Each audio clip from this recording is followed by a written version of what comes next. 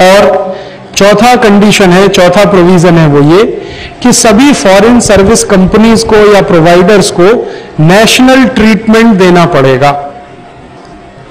ये थोड़ा टेक्निकल है। ये क्या मतलब है नेशनल ट्रीटमेंट का? भारत देश की बैंकों को भारत की सरकार जितनी सुविधाएं देती है वो सारी सुविधाएं विदेशी बैंकों को देनी पड़ेंगी। ये है नेशनल ट्रीटमेंट। इसी तरह से भारत की बीमा कंपनियों को भारत की सरकार जितनी सुविधाएं देती है वो सब सुविधाएं विदेशी बीमा कंपनियों को देनी पड़ेंगी।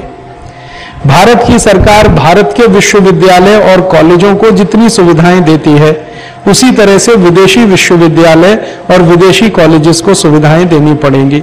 माने जो सुविधाएं भारत सरकार भारत के लोगों को सर्विसेज कंपनियों को देती है वो सब विदेशियों को देनी पड़ेगी।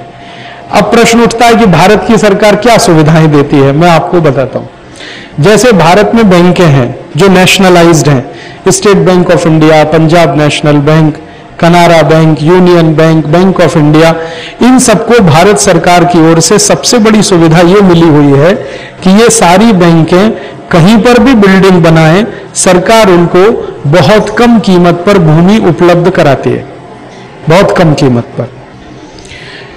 कहीं पर ऐसी व्यवस्था हो कि सरकार भूमि उपलब्ध ना कराए तो उनको बहुत कम लीज रेंट पर भूमि दे दी जाती है।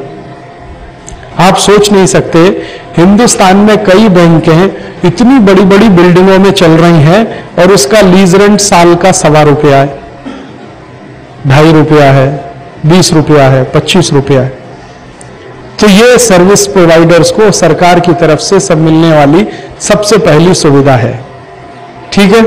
तो अब WTO की कंडीशन यह है कि जितनी सुविधाएं आप भारत की बैंकों को, भारत की बीमा कंपनियों को दे रहे हैं वो सब विदेशियों को भी दो।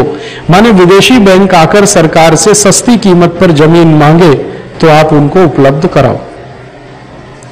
विदेशी बीमा कंपनियां आके सरकार से सस्ती कीमत पर कोई चीज मांगे तो आप उपलब्ध कराओ।